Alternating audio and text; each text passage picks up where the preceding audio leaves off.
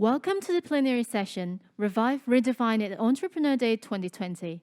The session will begin shortly and will be conducted in English without simultaneous interpretation services.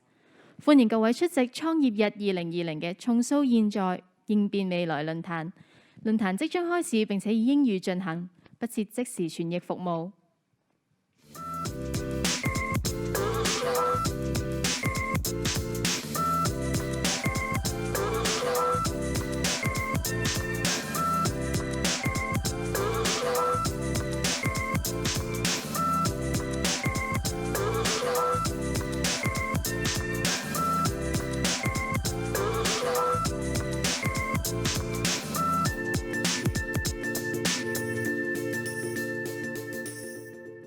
Good morning. Welcome to Entrepreneur Day Eday 2020. I am Vivek Mahbubani, and this year is a special year. The world has never before faced such a large global challenge. Startups in particular are vulnerable under this difficult situation, but we are resilient and we will fight for survival. Now, we are exercising social distancing very seriously, and as such, the HKTDC has decided to reschedule Eday to December this year. But we feel that inspiration and learning should not be bound by social distancing, and technology has helped bring us closer and innovations have no boundaries. So here we are today. Eday continues in online mode, and in the following 2 days, the HKTDC has prepared a full range of online seminars that put forward the theme Revive, Redefine, to highlight both the practical and inspirational aspects of startup businesses for survival, growth, transformation, and sustainability against the changes of challenges in the ecosystem. Now, the HKTDC, for the first time ever, has invited top-ranked futurist Geert Leonard to share his insights on future megatrends and the role of human creativity and imagination to create breakthroughs in the tech-dominated era, to inspire entrepreneurs and young talents to get prepared for the future at T-Chat Futurizing Your Businesses, Renaissance from the Age of Digitalization later this afternoon. Now also in the afternoon, there will be the Crisis to Opportunity Seminar Series to inspire the audience on how homegrown entrepreneurs see crisis as an opportunity to groom their businesses. Now, don't miss the Enterprise Connect seminars, where a few corporates will share how they engage startups to uncover new markets and create new opportunities while also creating social impact. There's a lot, so do check out the event schedule for all the information of today's event. And with that, let's get things started. Ladies and gentlemen, here in Hong Kong and from around the world, I am so excited to kickstart the first program of today, the Eday plenary session, Revive, Redefine. Now, during the session, you are welcome to raise questions through the Q&A box next to the video frame. Selected questions will be asked in the Q&A session towards the end. So without further ado, let's welcome Mr. William Ip, Managing Director of Carousell Hong Kong. Please welcome William. Hey William, how are you today? First of all, thank you HKTDC for inviting me to speak on the Entrepreneur Day.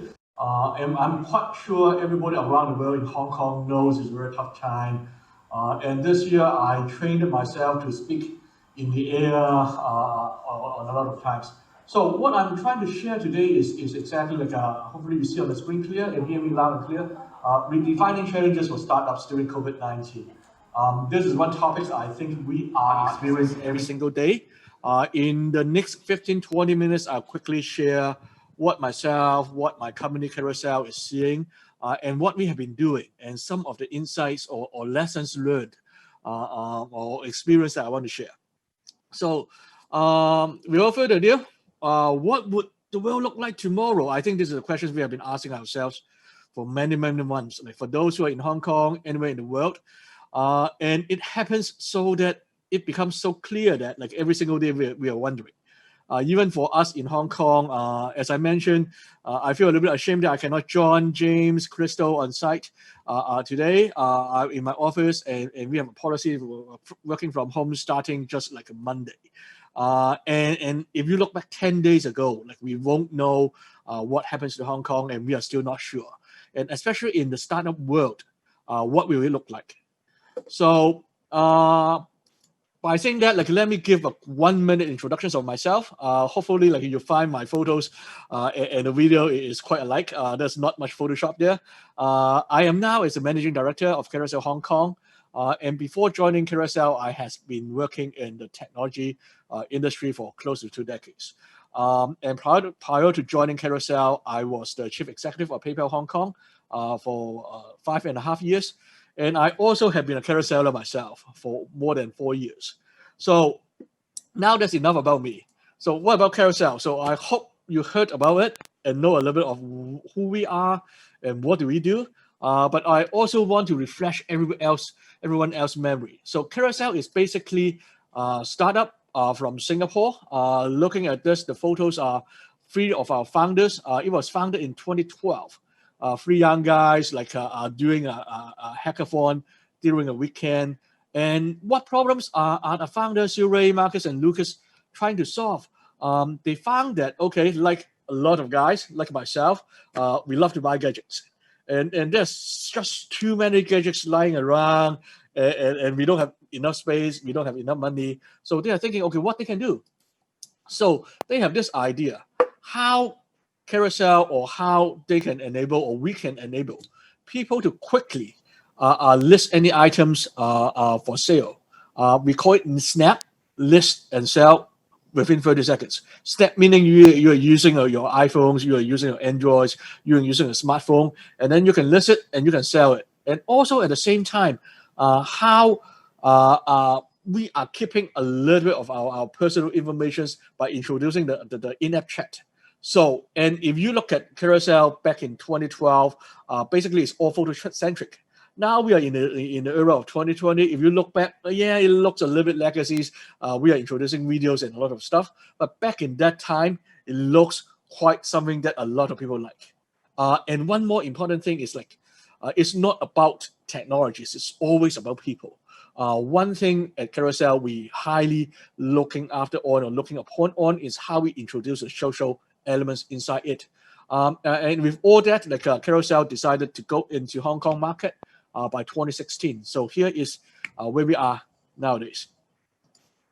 So after 4 years in Hong Kong, now we are serving over 600,000 users, unique users on a weekly basis.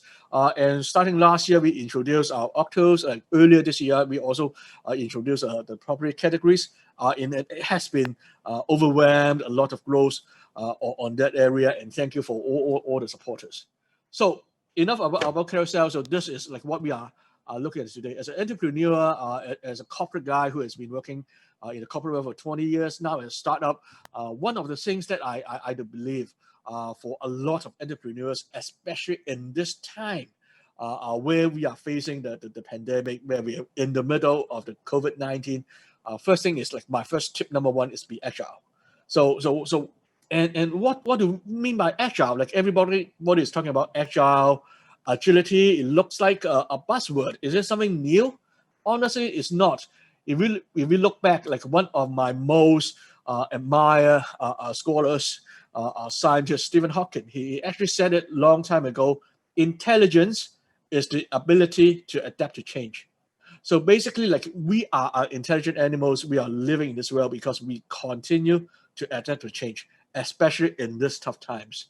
So having said that, basically what we are looking at is trying to find the business drivers, and we are having to look all the times how we can turn around fast enough, how we can move ourselves fast enough and be ready to adapt.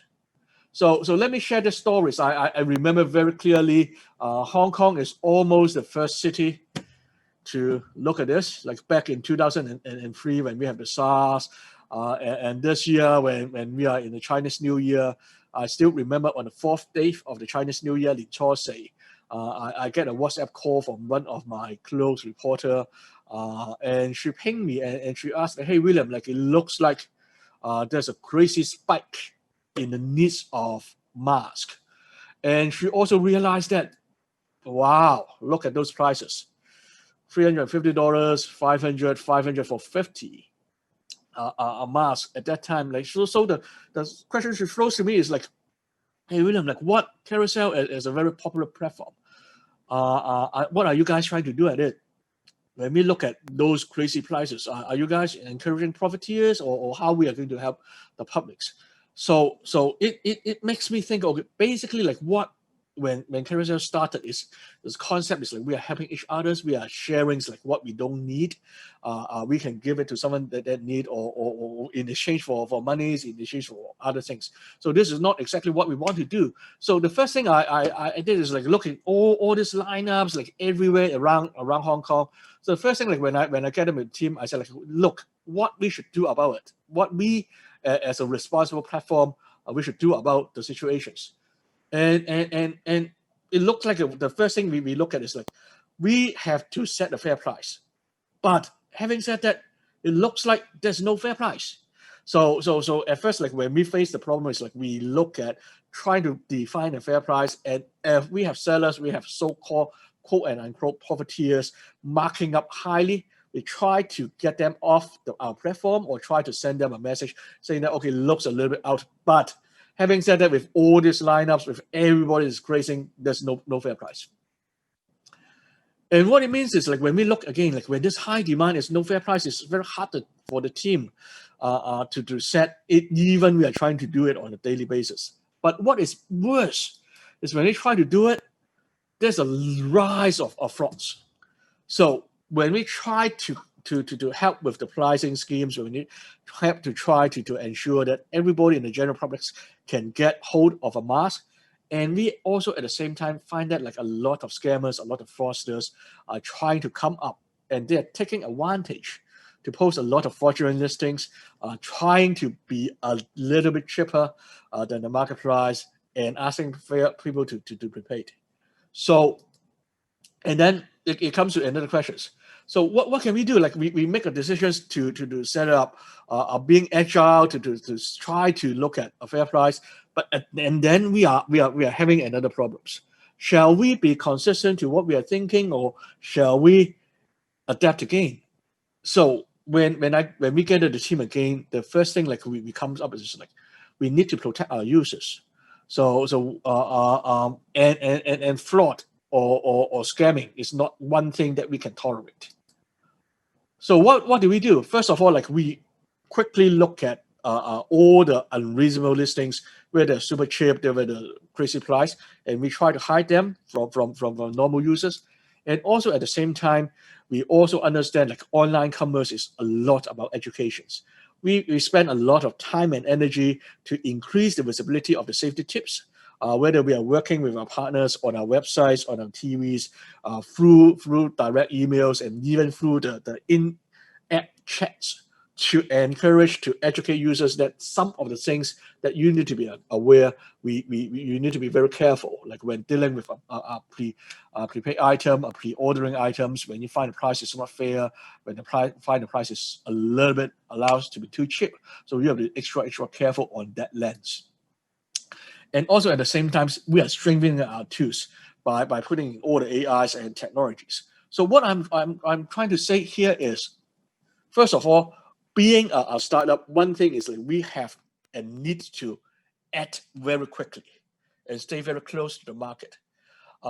Sometimes like the decisions when you make at that time, it seems to be correct, but we also have to be prudent, we also have to be agile, we also have to be humble enough. If that decision at that time doesn't appear to be the right decisions, we need to change it quickly.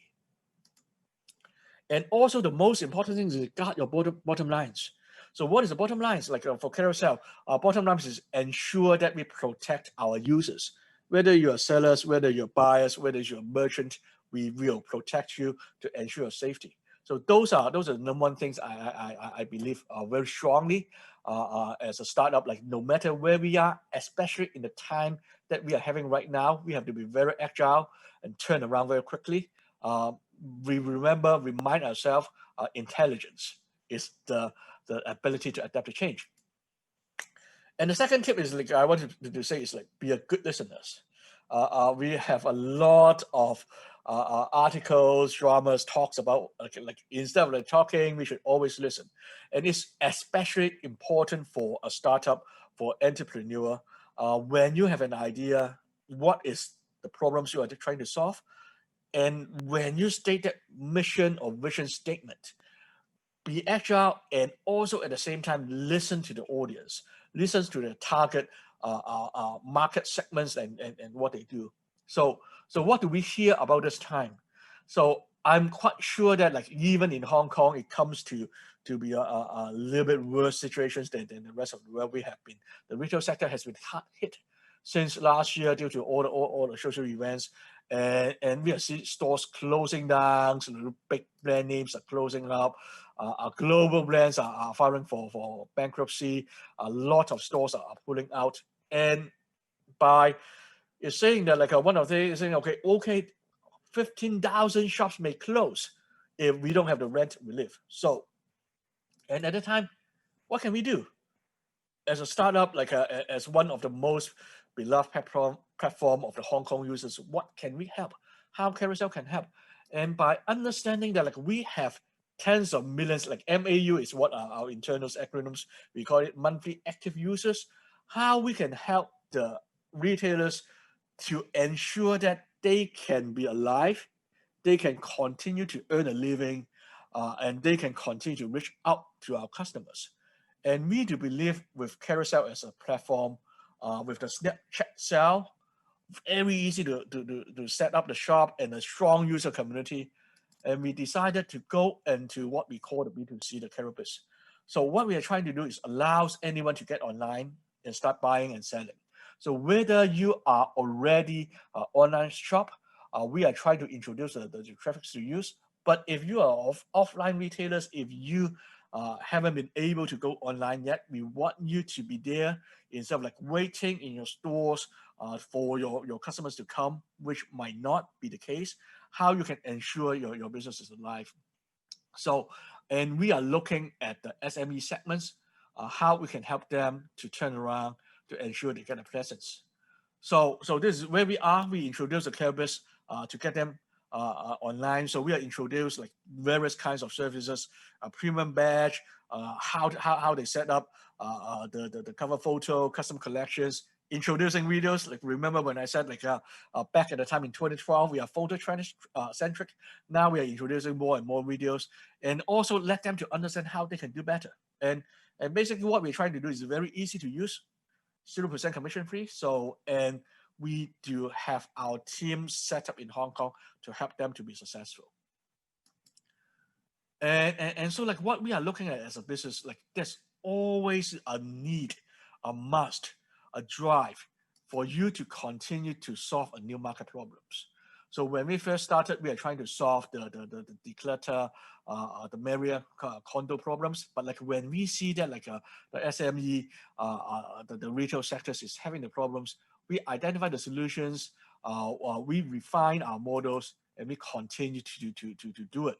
So being a good listener, like you can also argue, is also meaning that being agile, like when you listen, it's not just okay, yes, but also what you can do to keep it. So being agile means you have to react or respond quickly to situations and changes. So this is one good things.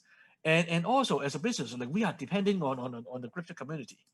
And another thing that we are hearing out loud is like the charity, the NGO societies, where they rely on a lot of their fundings from events, from fundraisings, because of all this social distancing, and that's why I am away from the main stage right now. They cannot do it, and a lot of NGO are facing the point, the tipping point that they cannot survive anymore. So, and as a company, we also work together to address that. And together, not only Hong Kong, Singapore, Philippines, Malaysia, the 8 countries that Carousell is on, we together is donating or kind of giving out a 2 million Singaporean euros at donations.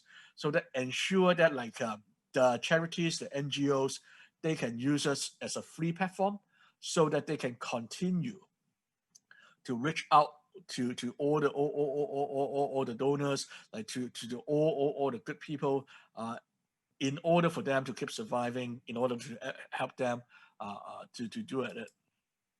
So as I mentioned, like sometimes your business like got your bottom lines, but also listen very carefully to the community needs, exactly what you are trying to drive, exactly what you are trying to be looked at. And at the same time, solve the problem proactively. Finally, like tip number 3, be alive. I think when I say be alive, it's not just physically by being medically healthy. This is crucial nowadays. Like when we say people instead of like goodbye, we say stay healthy, keep healthy. But as a startup, we all understand that it becomes so critical for us to stay alive. No matter what your mission is, no matter what your vision is, no matter what your foundation's bottom line is, like if you cannot be alive as a business, then you cannot help the community, you cannot help it. Like I'm quite sure a lot of the startup founders, when they try to get it, when they get the first seeding rounds, when they get the Series A, they start to hire people. No one wants to get rid of them, but like now a lot of startups are facing this turning point or tipping point, which they have to make hard choices. So my will is, the world is changing, no matter it's for worse or for better. Like for e-commerce, like we are being pushed online, a lot of things has changed. But as an entrepreneur, as a founder, you are the captain of the ship. You have to ensure that like you will do everything that's necessary to keep your team and your company alive, and to do the greater goods. So basically, as I said, like we all don't know what will happen tomorrow, and how do we prepare for the uncertain futures? Frankly, like a lot of like legacy companies are doing a hard change. A lot of startups are facing up. There's one question that I want to float on the floors, and also to James, like Crystal, and to discuss together how we together as a bunch of startup guys, as a bunch of new companies, new economy, how we can prepare ourselves. And again, what would the world look like tomorrow? We never know, especially for those who are in Hong Kong. I think like today is the first day. I still remember I was talking to TDC last week and how we can do it online, and suddenly and early this week, and then it hit us again. The government is having all these restrictions. The company is having all these recommendations. But thank you TDC for turning it into something that's still we are on. We turn it into online events so that we can still have it, share the experience, share what we have. So this is what I have all for today. So James, if you don't mind, I'll give it back to you for the next round. Thank you, William, for the insightful sharing. Next, may we invite Ms. Crystal Pang, co-founder of Hong Kong-based delivery service platform Pickupp, to share about her story of reviving and redefining the industry. Crystal, please. Hello everyone, I'm Crystal. It's a great pleasure to be here today, and I'm really glad that we can share Pickupp's business model and our thoughts around how we bring technical innovation to the logistics sector. So let me pull up my PowerPoint here. A very quick background introduction of myself. I started out as a software engineer, handling mainly simulations and also algorithms for Quant at MathWorks. So I also spent 5 years in investment banking before moving on to the startup scene. So prior to Pickupp, I was an early member of Uber Hong Kong, handling mainly operations. So a lot of people ask, why logistics? And for someone like you, never been in logistics sector, jumping right in, why this sector? I think as an engineer, having this problem-solving mindset, what I noticed is that the traditional logistics sector has a lot of surface gap. So from moving one thing to moving something from one place to another, we are seeing a lot of pain points because the consumer behavior is changing. What we're seeing is the boom of e-commerce. So people are buying a lot more, people are purchasing a lot more during peak times and sales times. And we're also seeing like omni-channel retail, new trends. So the traditional logistics sector, they may be pretty good at moving things on a B2B basis, meaning they move something to the retail point and they drop it off. So a traditional fleet may be pretty handy. But now people are buying more and they want things to be sent home. And not only that, they are also purchasing a lot of perishables, especially during the difficult times now. People are buying a lot of things, not just fashion items. They are bulk buying maybe 6 months worth of instant noodles to be sent home. They're bulk buying a lot of perishables, grocery items to be sent home, because now we all cook at home at night.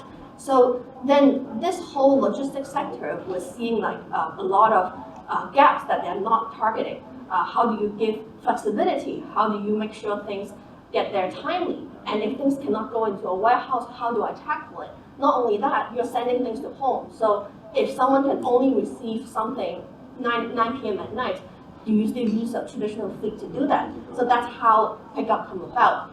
And we look at logistics with a fresh pair of eyes, and we're an asset-light model.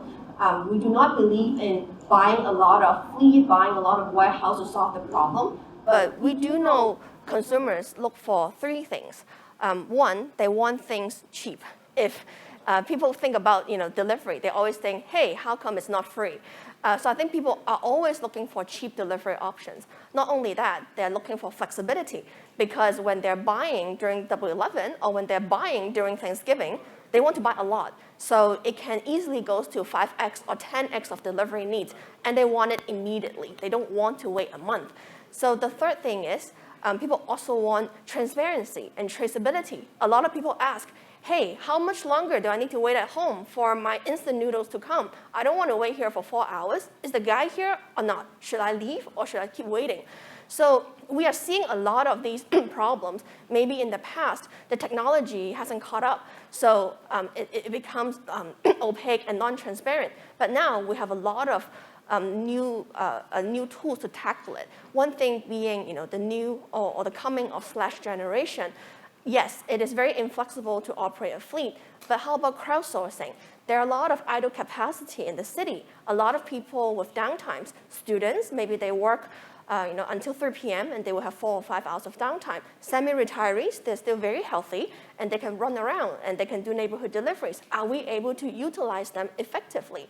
As long as there is a good technology to trace and a good technology to do quality control. The next thing is, how do we control cost? When we talk about flexibility, meaning you want things immediately. So you're talking about enabling 1-hour deliveries, 2-hour deliveries, or same-day deliveries. I think in the past, when there's a fleet, there's schedules and there's roster. So it's very easy to predict. But what about you have 10 stores in Causeway Bay, and then you are sending 10 items to Tsim Sha Tsui in different times? Are we able to bundle on the way orders together? Are we able to put them together, give it to a walker?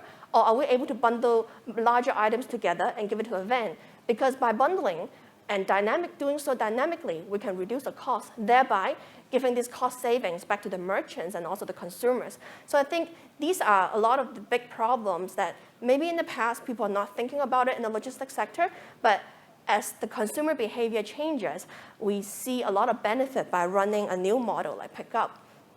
So this is how you will visualize a traditional last mile delivery provider. You will have a lot of human or operations involved in it, including people who plan the roster, including people who have to plan out the routes, including people who will have to tackle non-deliveries or issues when there's an accident or something happens. And don't forget, once you start thinking about more dynamic deliveries, 1 hour, 2 hours, or on-demand real-time, it is something a human brain will stop being able to handle. Because if you're just scheduling a few hundred deliveries, probably a human brain can solve it. But now you're talking about thousands of deliveries coming out at any given time with different weight, with different dimensions. Then how do you bundle or batch them together so that it's the cheapest? I think this is something what I believe the computer will do a better job than a human brain, and also is error-free.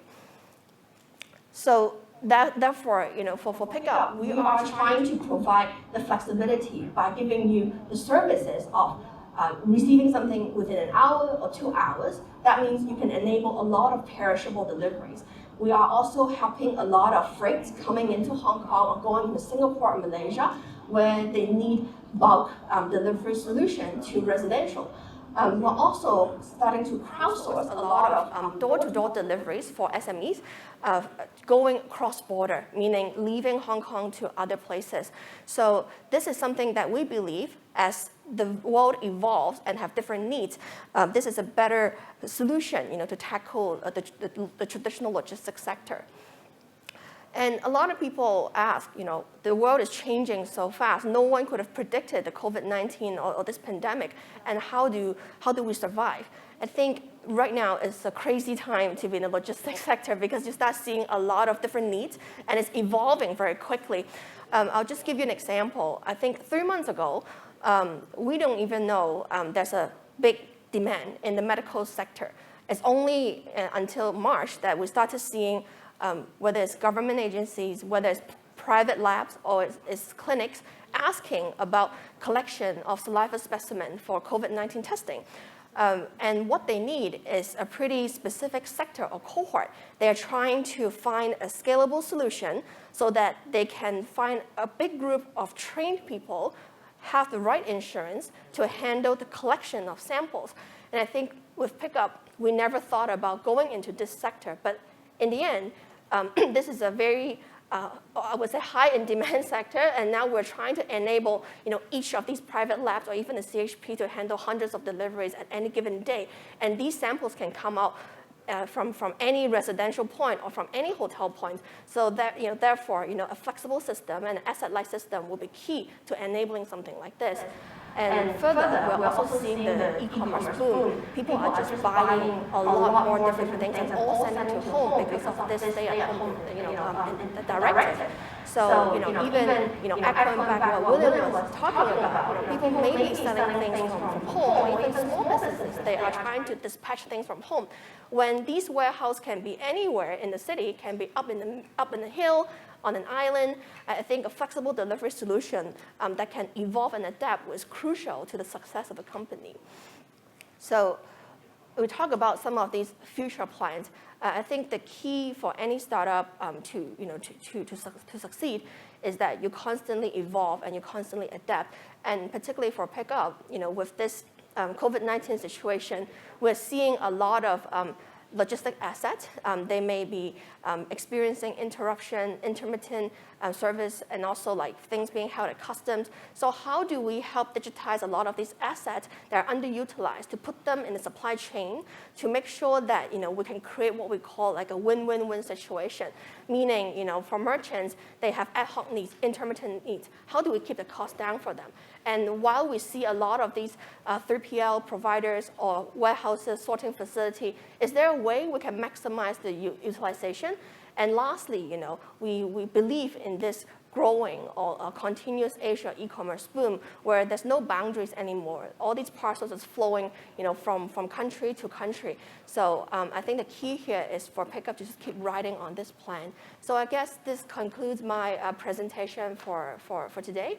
Are we moving on to the Q&A session? Thank you very much, Crystal. Crystal, please remain on the stage, and let's welcome back William and our moderator, Mr. James Kwan, Executive Chairman of Jumpstart Media, to join us for the Q&A session. Hi, welcome everybody. I'm glad to see so many people joining in today because I see we have a lot of questions, and I'm so happy to have William and Crystal there. Very insightful talks. So we're just going to go to what the audience really wanted to ask. So throughout all this, I see William on the screen now. Before I begin asking the question, I want to say I'm really jealous that you're not wearing a mask. We're all wearing a mask here at HKTDC, which is great. Here, but Yeah. So, William, we actually have a question for you. So for Carousell, are all the users mainly the younger generation? And what kind of demographics are you attracting right now? Oh, yeah, wow, this is good. So if you look at like what we are having in Hong Kong right now, let's focus on Carousell Hong Kong. As I mentioned, like we have around 1 in every 10 Hong Kong people is using Carousell. But if you look at our demographics, like 60% plus is 22 to 35. Yes, so the simple answer is yes. Now is the younger generations, but when we are moving into Octo's through the end of 2017 and probably this year, we are hoping that Carousell can include more mature person like myself. So go in the platform. And myself. Thank you, James.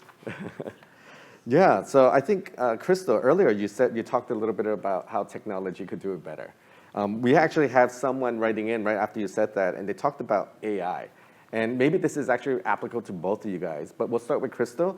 How do you see AI for the future of your company? How would it be implemented into your company?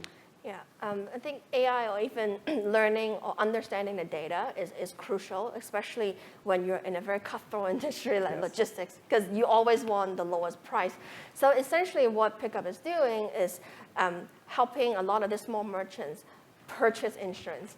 Because when we tell them, okay, with this price, we are able to find someone to go along the same way, with a batch order, that's what the engine is running at the back. So, with that, it's a constantly improving and learning model so that we can keep, lowering and offering the best price for the customers, which is the key to the logistics sector. Right, great. And William, how about you with Carousell? How do you implement AI into your app? Thank you, James. So AI is a big topic and exactly like what we are having inside our mindset on deploying. So when we say, like, one thing we always say is to be the customer champions. And my own belief, like whether I was in my past companies, whether I'm in Carousell right now, trust in the platform is like one crucial factors. So in Carousell, we do employ or deploy a lot of AI into the logistic, whole logistic systems to understand like what is likely to be a fraud, and whether it's a fraud, like how we can prevent it. And if you dial back to like what I share, like when we started, we do a snap list and sell.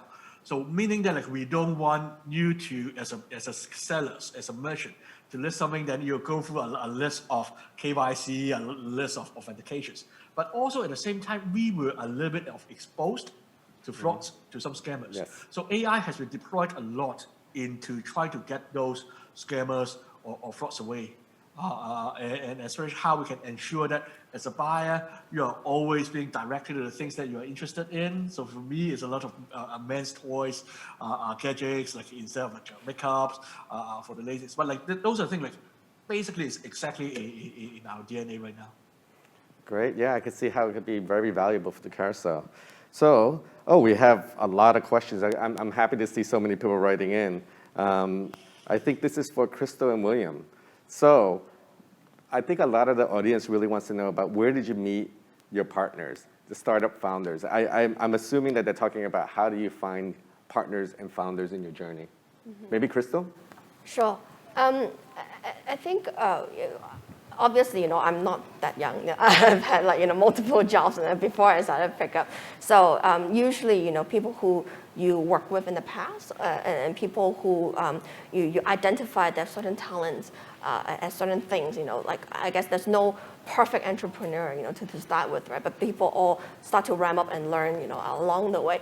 But there are also traits of people being proactive, people always being passionate about what they do. So I think the journey goes with, you are observant about who's around you and who demonstrate similar traits or share similar vision with you. I guess that's how, you'll find your co-founders and partners along the way. Great. And William, how about you? You've had a journey in different companies. How did you find your partners and how did you land into the space that you're in now? So one thing, this is a very interesting question. One thing is I'm quite old, or quite mature. And when I joined Carousell or before I joined Carousell, of course I'm a Carousell lad myself. And at that time, after close to 2 decades of working in multinational companies, multi-billions corporations, I kind of had drive to try the startup scene. And first of all, I'm not as adventurous as Crystal to start their own company, so I'm very devoted to find a scale up like Carousell. And so one thing is how I look at it is what the founders and what the companies are looking at, and how I myself, leading the Hong Kong business can add value to it. So when I joined, I think it is to the tipping point where Carousell in Hong Kong, regionally, globally, we have been quite successful as a growth. And of course, for any startup, it's also the time for you to understand how we turns into profitability. So I always call myself a revenue growth guy, like whether I was in the previous company or I'm at Carousell right now. So when I meet the founders in Singapore, I believe the first question I ask is, how do you want to see Carousell Hong Kong? And the answers I get, I even remind them like from a day-to-day basis. They say like they want Carousell Hong Kong to be bigger than Carousell Singapore. It makes sense, right? Like if you look at the populations, if you look at the penetrations. So although I am not there yet, and that's one thing that I said, wow, okay, I love to hear that because like for the 20 years I work for US companies, seldom I hear anything say, okay, I want XX Hong Kong office to be bigger than XX US. That never happens to me. And that's what keeps me alive, what keeps me engaged, starting from wearing t-shirts right now. So those are all the things that I look at. And one thing I do see is like when I built the team in Hong Kong, I look at every different stage, although I joined only for 1 year, what we need, like where do we need the marketing expert, where do we need the sales guys, where do we need even our HR professionals teams to help me. So I think it's a journey that is for all the entrepreneurs, all the staff to work through, understand your weakness and also understand your strength, and try to be surrounded by yourself with people that can complement you. Great answer. Yeah, I see that there's a lot of interesting questions. One's coming in for Crystal in particular. Someone wants to ask, before you started Pickupp, you actually had no experience in the logistics sector. So how important is prior experience in the industry that you're starting a startup in? I think that there are two types of skills, right? Like the transferable skills where you can accumulate from different industries. So communicating with people, or managing up, managing down, or some of these like business development skills. But there are also like what you call like hard skills, yes. like in the logistics sector. Like there definitely will be people in the sector for like 20 years. They will know the ins and outs of everything. They will know if you keep going, you're going to run into a wall. So I think when I look at it, is that okay, what I'm good at, I'm an engineer, and I like to solve problems. What I lack will be the hard skills, right? Know the ins and outs of how warehouse operate or how the logistics segment operate. So definitely you can do your research, but also surround yourself and immerse yourself in associations, industry associations. Try to learn from people. I guess one thing I learned is to be shameless and just to ask, okay, I'm stupid, just tell me, enlighten me, what does this mean? And I believe like human beings are, very adaptable, so you will learn very quickly. Wow, great. So William, are you shameless? Of course I am. So. Yeah.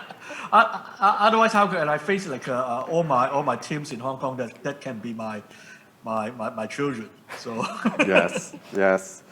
Okay, so I'm looking at the questions. Here's one. It seems like there's a lot of early stage founders who are very interested in your talk, and they have some questions that maybe can help validate their business model. So, William, how did you conduct?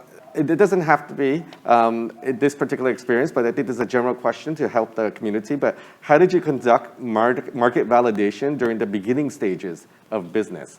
How would a new founder come in and really think about market validation? Wow. Okay. So it's big. Like I think like if you look at like what we are nowadays, let me share a little bit like of my experience in my past life. That should be a very interesting one. Like because like at PayPal, I met a lot of founders. I meet a lot of new startups. Like and when they engage on payment gateways, when they engage on payment wallet. It's almost the tipping point. They're trying to become profitable. So instead of just pure growth, how they get the monies in. So one thing I see is you should not limit to only yourself. I always said like no matter where there's a new company, no matter it's a new solutions, no matter it's a new initiative or product, always ask a very simple or silly or the first questions. What problem are you trying to solve? So if you can answer that, so I'm going to solve this. And then it's very easy or it's very natural for you. Okay, I'm going to solve this problem. And then who is going to be market segments?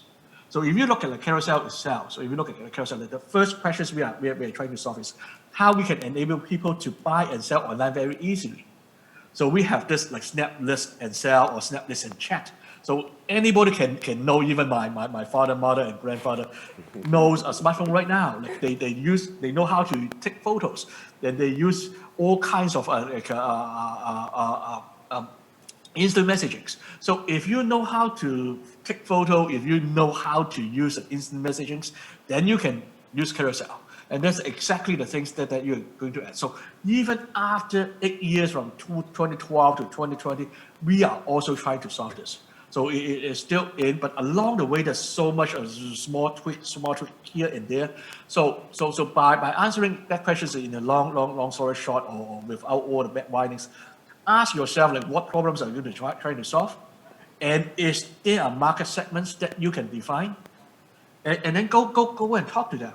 Go and try out. I remember, like, in one of the seminars that a little bit earlier, I forget which one, maybe to universities, I was being asked this question, like, when do you know your decision is right or wrong? I said depends on who you ask. If you ask my wife, it's always wrong. So, but like again, like as a startup, as a leader, like for a startup, there's no right or wrong, and you will never know. Taking back my presentations earlier, when we try to look at the fair market price, we think it is the right decisions, but it turns out there's no fair market price. And then, like, we are attracting scammers, there are fraudsters coming in. So we have to change that decision quickly. So before, when I say, like, first ask the first questions and find your market segment and look at your decisions always kind of in a computer loop, a feedback loop. So looking at what the market is saying, how you can adjust, how you can be more agile, how you can continue to change. And I think those are the things that always keep us young, keep us alive, and keep us engaged. Great. So I'm seeing some interesting questions here. Here's a controversial one, a bit controversial, but fun. So I know that you're in 9 countries, and now you're in 4 countries. So actually, someone asked this: where would the best place what's the best place in Asia to start a startup, and why? So maybe Crystal, you could take this one first. Okay, I think this is a very good question. Yes. But the answers also varies depending on the entrepreneur. If you ask me, Pickupp started in Hong Kong, and a lot of people would think Hong Kong is not the best place to start a business, like rental and like labor costs and all these things, right? But I also believe that no matter where you are, like you're there to solve the problem of the city. So as long as you have a good product and a product that sells and you're solving the problem, right? You will survive in that city. And then sometimes I would also think it's not just about where to start the business, because starting it is just the first step, but scaling it is the marathon that you have to go through, right? So even though you think, oh, this is the best place to start, but as you expand, you still have to localize, and you still need to adapt to different cultures and different behavior. So there's really no good way of saying, like, this is the best place, essentially. We're trying to trap you here. William, I mean, just give quick thoughts on knowing the Asian landscape. I know it's a tough one because you're in 9 countries, Carousell, but maybe give some insight into where you think would be a good place. If you had to relaunch Carousell from the very beginning, what country do you think would be a best starting point? So it's a tough question, and I'm fully aligned with Crystal. So basically, there's no right answer for this. And exactly where you want. Like for me, like allow me to say, I always say that I'm a Hong Kong guy. Although I also studied elsewhere, but like I came back to Hong Kong like 20-something years ago. Not to dispose my age for too much. I love Hong Kong, so I admire Crystal and all the great founders of Hong Kong, all the unicorns we are having or going to see. But of course, I'm working for to be unicorns or emerging unicorns from Singapore. So first question back to like what questions or what problems are you trying to solve? If you are living in that countries, if you're living in the cities, try to do that. And if you are doing the right thing, if you are solving the right problems, the funding will come, the support will come, the government will always be supportive. I'm quite sure that there's no answer to it. Just stay true to your heart, follow your heart. Great, yeah. So let's just conclude with one more question. And let's say this last question, if you could describe your experience in your startup in Hong Kong in one word, what would it be and why? One word. In one word, and why? I think just roller coaster. Roller coaster, that's a good one. Coaster ride. Yes, that's a sign of the times. Yes. I think a lot of people think. I think back in 2017 that you have a great product. It seems like you're trying to offer a lot, but there will still be resistance about it's not broken. It always still works. But this mindset is just quickly changing, especially in the last, I think, 6 months.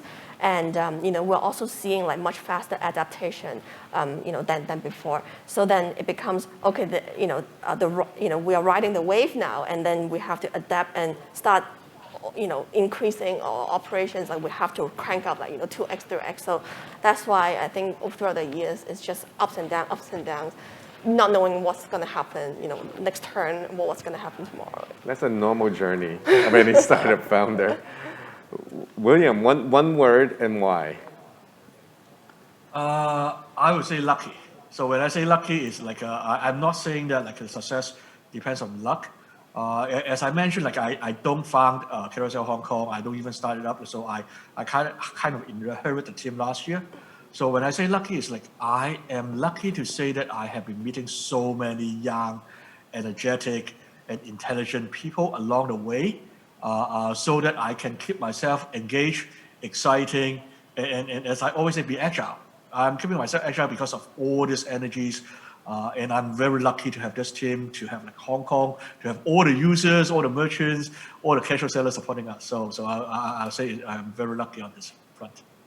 Great, thanks so much, William and Crystal. You guys provided so much insight during this session. Thank you. Thank you so much, and I think everybody in the audience, I know we can't see you, but please put your round of applause. Let's give William and Crystal a lot of credit for joining us today. Thank you so much. Thank you. Thank you, William, Thank you, Crystal, James. and James. Thank you very much for the inspiring discussion. Coming to the end of this session, if you have any questions or feedback, you're most welcome to scan the QR code on the screen to share with us. You may also click the link below the event description to fill out the questionnaire. We hope you enjoy the session and get the most out of it for developing your entrepreneurial journey. Coming up next, our Enterprise Connect series, Epson, will begin at 1:30, so please stay tuned.